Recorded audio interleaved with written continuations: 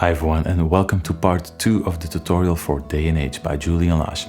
As always, let me start by rolling the Patreon credits. If you want to support the channel and gain access to a load of extras, then click the Patreon link to see what I have on offer there.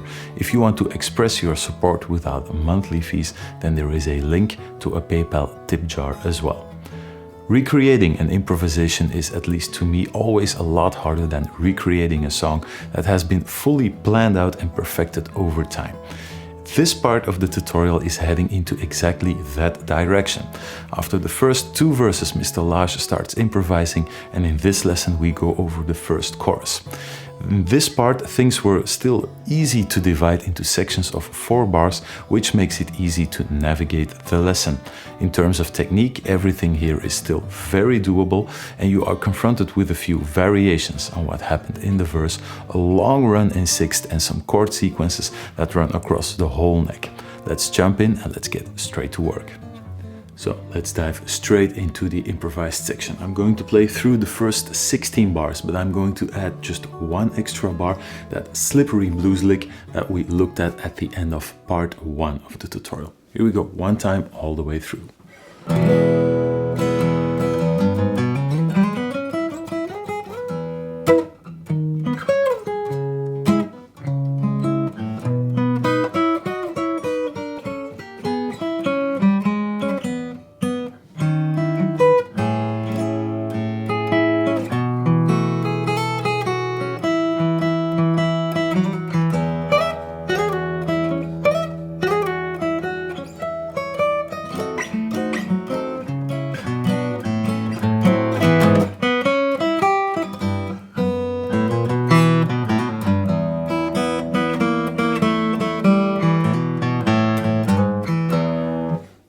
The full first 16 bars, or the first soloing chorus. Now let's have a look at what is happening here. So we already had a look at that slippery blues lick in the last part of the first tutorial, and after that last slide you're ending up on the 12th fret with the pinky, and you have to make sure that that note carries across the bar line into the next chord.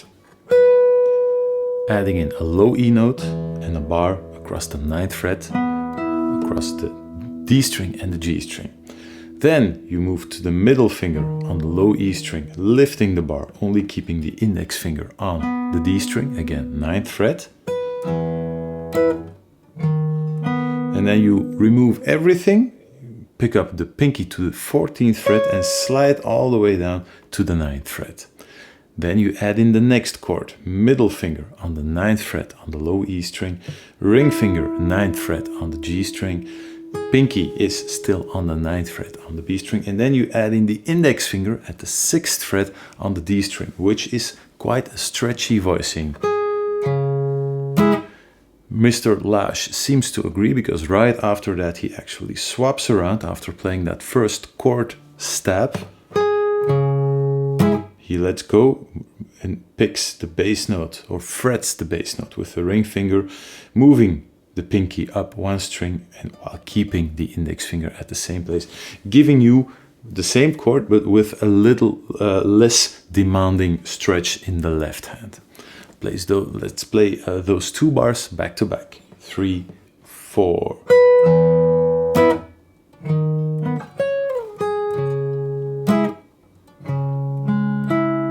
Play an arpeggio, just picking a few notes out of that last chord, going to an open A string, then to a bar chord, which sort of looks like a full-on B chord, but you're actually not using the pinky, shifting down the ring finger, so you're playing a bar across all 6 strings, using the ring finger and the middle finger at the 9th and the 8th fret. Picking those 2 notes with the plectrum, and then going for a long run in 6th intervals.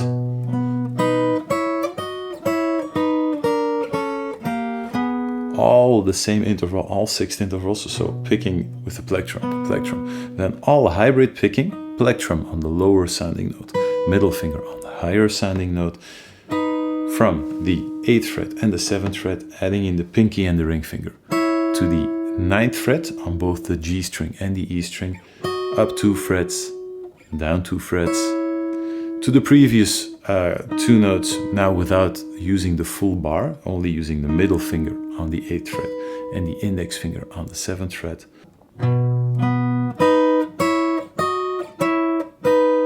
And then down 1 fret, down 1 fret, and then moving the same voicing as we used on the 9th fret to the D string and the B string from the 8th fret up to the 9th fret. That's the full run in 6th.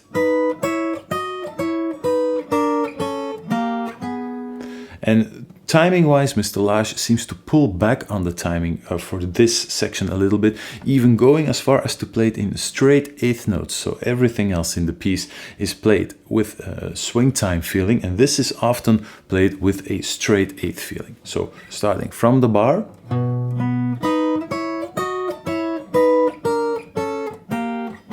and then to the index finger on the 5th fret, B string, ring finger 6th fret on the G string, and then index finger 5th fret on the D string to the 6th fret. Now the last chord, or the last little section, the last melody note, Mr. Lage actually plays 2 strings at the same time. I don't know in what manner, if this is actually intentional, because the melody note is pretty sure that that has to be that C sharp on top. So, and if you play it exactly the same way as in the transcription, then that last is a double stop, that last melody note. That full run in 6th.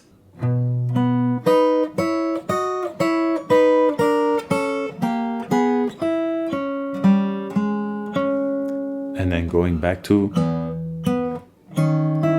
we know that part, we already played that in the first 2 verses as well. Let me play those first 4 bars. 3, 4.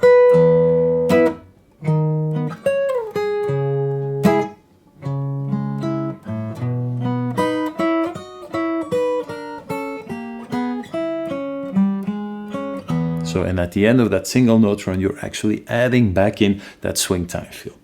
To the next 4 bars.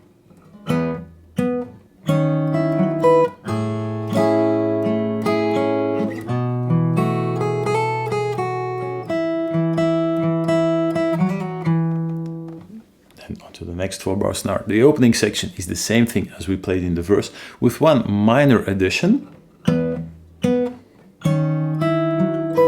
adding in that melody note with the pinky on the 7th fret on the high E string. So up until now it was always this, to an A major chord with a C sharp in the bass. Now we're adding a little melody variation on the 7th fret to a full A major 7th chord, no C sharp in the bass, so an open A string, and then the same voicing we have always used up until this point, but we're just leaving out the bar, just fretting that high E string with the index finger. Mr. Lage fills this bar up just a little bit.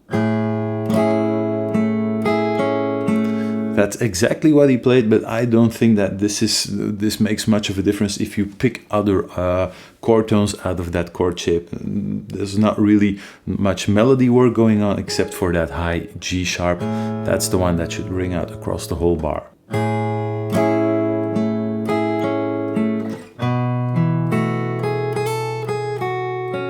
The same B dominant sus4 chord we used before. Hybrid picking on the G string and the E string, plectrum and middle finger. Quick hammer on with the pinky on the 5th fret. Going to the pinky on the 5th fret and just taking the time when you fret that note on the 5th fret to release the bar and only fret the 2nd fret at the D string, to get just a plain E octave, so a low E or a lower sounding E and a higher sounding one.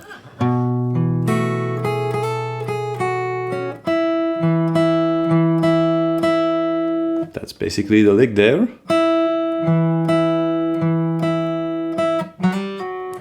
Ending with a quick slide up and down to an E note again at the 2nd fret, ending up on a low E string. that heads you straight into the next 4 bars. Let me play these 4 bars again, back to back.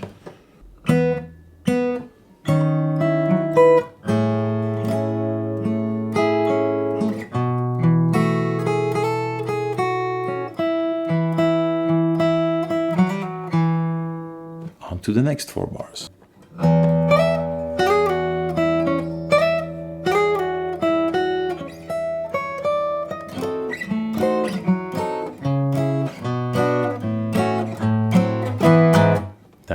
Last bass note is already part of the next 4 bars. Let's have a look at that little section. So you're starting with an open E string, then a quick slide to the 12th fret, and straight back down to the 7th fret, and again sliding up to the 9th fret and down on the B string. So 1 slide from the 10th fret to the 12th fret on the high E string, then going back down to the 7th fret, and again with the ring finger sliding up to the 9th fret and down, all on the B string. Finishing that lick with just the index finger on the 5th fret, middle finger on the 6th fret on the G string.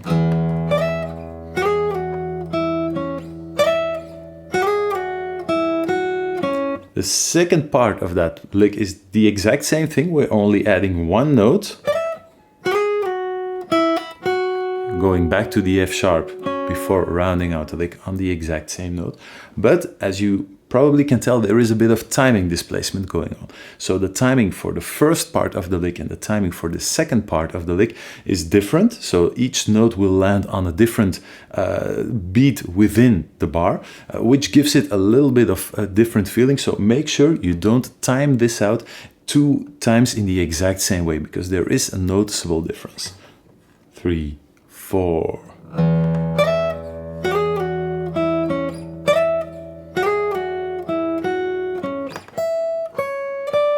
Then moving to the 12th fret with the pinky, index finger on the 9th fret, middle finger on the 10th fret, and then you might expect the ring finger on the 11th fret, but no, we're using the pinky, so that all 3 other fingers are available to fret a diminished chord underneath that first note. So you land on the pinky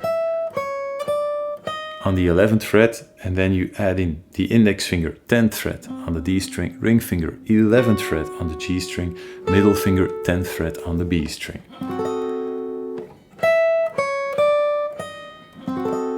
And now we're going to use the standard diminished trick. We're always going to move this voicing with 3 fret position shifts. So you're starting 3 frets down, so you're starting on the 10th fret, then moving to the 7th fret, then moving to the 4th fret. We're going to play a bass note in between each. Then when we arrive at the 4th fret, we swap out to a C sharp minor chord. Again, first the bass note, then the chord. 2 frets down to a B minor chord, to an open A string and just a bar across the 2nd fret for an A chord with an added 6th.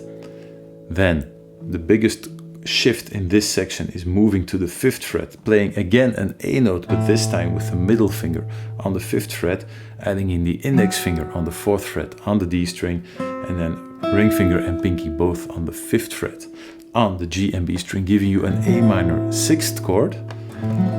And for the last chord, we move down the middle finger and the ring finger 1 fret and the index finger 2 frets. So going from A minor 6th to this chord, middle finger 4th fret on the low E string, index finger 2nd fret on the D string, ring finger 4th fret on the G string, and the pinky stays where it is, going from an A minor 6th chord to an E chord with a G sharp in the bass. So make sure that all of these fingers keep in contact with the same string, giving you the most smooth transition to the next chord possible, because this is quite fast.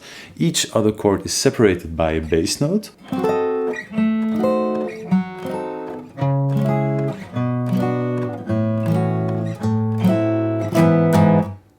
Landing on an upstroke on that final E chord, and then another downstroke only on the bass note, which will again set you off for the next 4 bars. Let me play that the chord section all the way back to front, then one time through those 4 bars, and then we're going to conclude the first 16 bar section of the solo.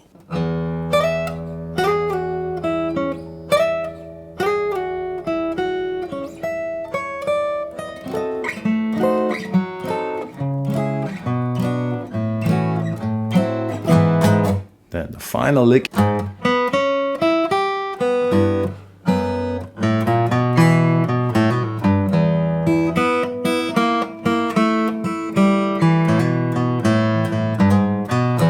Now, the second part of this section is quite clear, but that very first lick, I see a lot of movement in Mr. Lage's fingers, like he is intending to play something. Either he is playing it so softly that I can't hear it, or otherwise he finally proves that he is somewhat human and he just fumbles a few notes. This is what I think the intention was. So you land on that bass note on the first beat, 3, 4, 1. That is what I see his fingers aiming for. So index finger on the 4th fret to the ring finger 6th fret, middle finger on the 5th fret, index finger on the 3rd fret, high E string, and then just to an open B string. Open E string together with the 3rd fret on the low E string, so hybrid picking, plectrum and middle finger, dropping down to the 2nd fret with the middle finger on the low E string, and then again hybrid picking, playing the open B string, so open E string to open B string 2 times using hybrid picking, then into a single note run. Nothing too difficult, going chromatically up to the 2nd fret, so open A string, 1st finger, middle finger, little bar to include the 2nd fret on the D string, and then back down. So hammer on and pull off on the A string to the 3rd fret with the ring finger on the low E string to an open string, heading straight into the blues cliché. So just all using the ring finger on the 4th fret together with the open E string, all hybrid picking.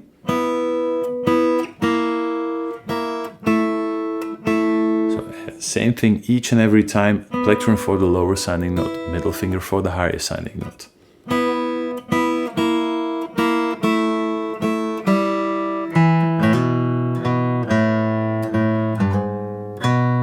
So in that last bar you're ending up playing that E note 2nd fret on the D string with the ring finger, and again this note keeps ringing out as long as possible, so don't remove it as soon as you move to the A string. You just keep that note ringing out, and only when you do the slide up to the 4th fret, that is when that note on the 2nd fret, that E note, is going to disappear. And again, that first E note is already the next section announcing itself. Those last 4 bars back to back. 3, 4.